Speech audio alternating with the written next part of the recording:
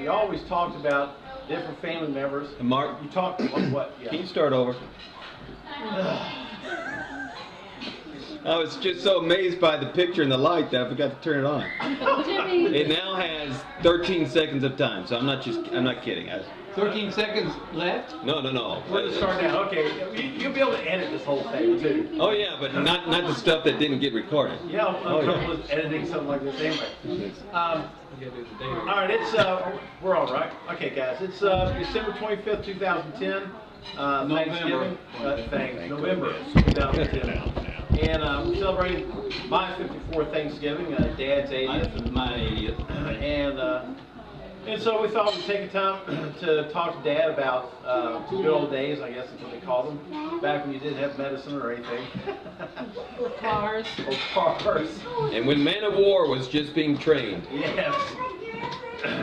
And just ask some questions. Now, we've often heard Grandma and Grandpa and Aunt Helen and everybody talk about Aunt Elsie a lot. Aunt Elsie seems to be a significant character or person from the family, from the past. Did you all stay with Aunt Elsie at one time? Or? I lived with Aunt Elsie for a year during my senior year at Manual High School. Actually, Grandmother Lewis, Elsie's mother, and my dad's mother, she lived there in that same house on Grinstead Drive for a year. While I was finishing up at Manual High School, I was playing on a state championship football team. I'm not exaggerating. What they call the football team? State championship. Manual High School was state champs in 1948. And that was the year I lived with Elsie and Grandmother Lewis. And then in the spring I was on the track team, went to the state track tournament, throwing the discus. Did you say you were third in the state in discus? Yeah. All right. I got a medal for third place. All right. And I got a gold chain with a medal on it for state championship in football too. Okay. Yeah. So you were able to stay and finish out your senior year here in Louisville. Correct. Yeah. Okay. Grandma and Grandpa moved on to Richmond to go with the aluminum. Right. Reynolds medals. Reynolds. That's right. Reynolds medals aluminum. Now was Grandpa already with Reynolds down here? Yeah. He'd already been with Reynolds probably almost 20 years. He was. Okay. And so they moved on. You stayed here, and did Aunt Dottie live with you all? Yeah, Dottie was going to nursing school at Norton's Girls School of Nursing on Oak Street. I don't know if it's called Norton's or what it was, but yeah, Aunt Dottie was a student at nursing school, so she came home on weekends. Well, what was life like growing up down there on Broadway near 31st Street? Oh, I'll tell you, it was, we just thought we were kings of the city of Louisville, which is about when it came to sports. You know, a lot of high school prospects went through Shawnee Junior High School down there on West Market Street at 41st and Market Street. Mm-hmm. And what were the names of some of those athletes that went through there? Roy Burks was, we called him, he was short, he was about 5'9", 5'10". He weighed 160 pounds. We called him the Brain, which is no exaggeration. He was in our class, but he was the football play caller. Oh. He called plays for the team during our state championship season, winning football games. But he got a scholarship, full-blown scholarship to Wisconsin. Played football in the Rose Bowl in 1951. Oh wow! Now was he? He's with the CIA after that. Jesus. That's why we call him the Brain. Did he call the plays as a back or as a quarterback, or what did he have? He was like a quarterback. Okay. But he knew the plays in his mind just as well as the coach did practically, you know, so the coach coached him and then to call the plays. So he's one, and then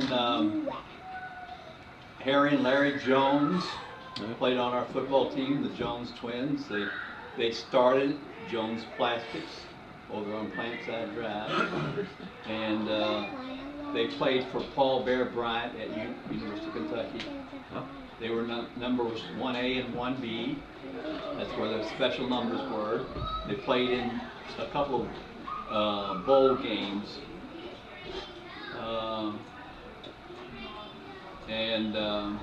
Now the one guy, Johnny Unitas, he didn't come through back then. No. But Paul Horning, Paul Horning, was that's the who I West meant. End guy. He played at Flagey. That's who I meant, Paul Horning. Well, I never met Paul Horning at all, but he went to Flagey after I finished at Manual. What year did he graduate? He graduated about 52, Oh. 53, somewhere in there. You didn't hear me mention Jim Willis in the All-American. Go ahead. No.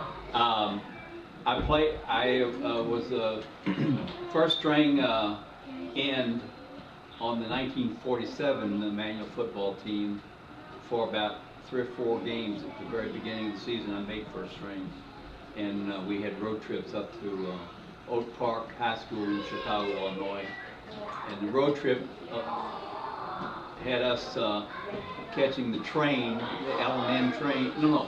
The 7th Street thing, no, you don't know where this was, but where 7th Street is right now, and there's a sort of a little monument, a little plaque there at 7th and Main Street.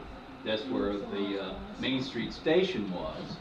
And we caught that train to Chicago, Illinois.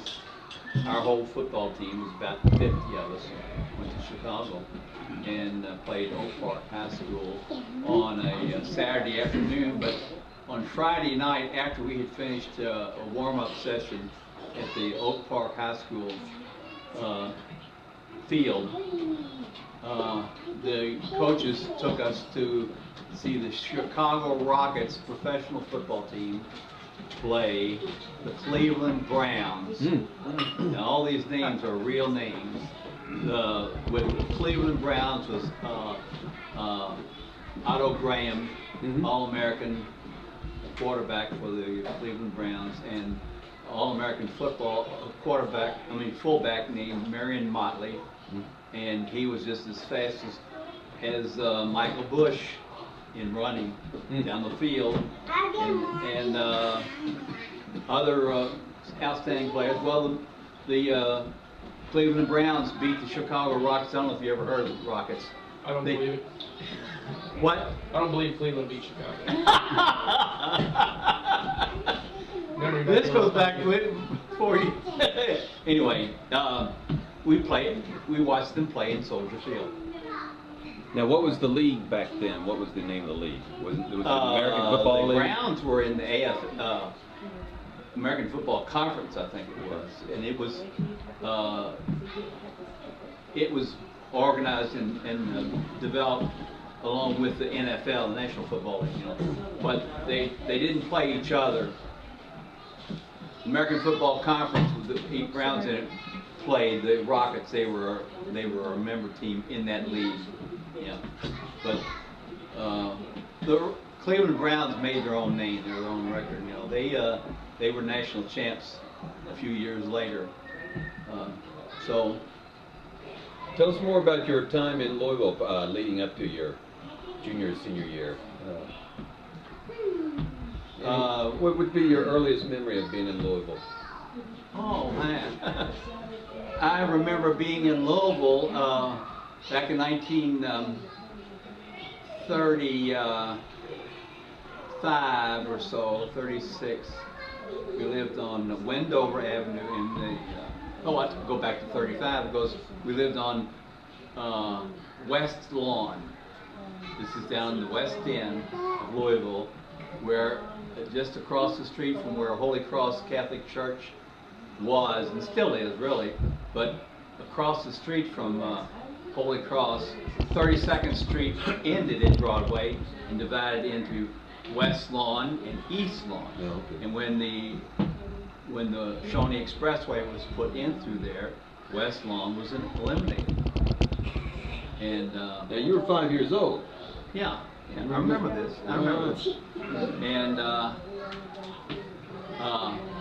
My mother, one outstanding thing about living there was that my mother took me to kindergarten at Henry Clay Elementary when I was 5. Mm. And that's the first time I was away from my parents and from my sister.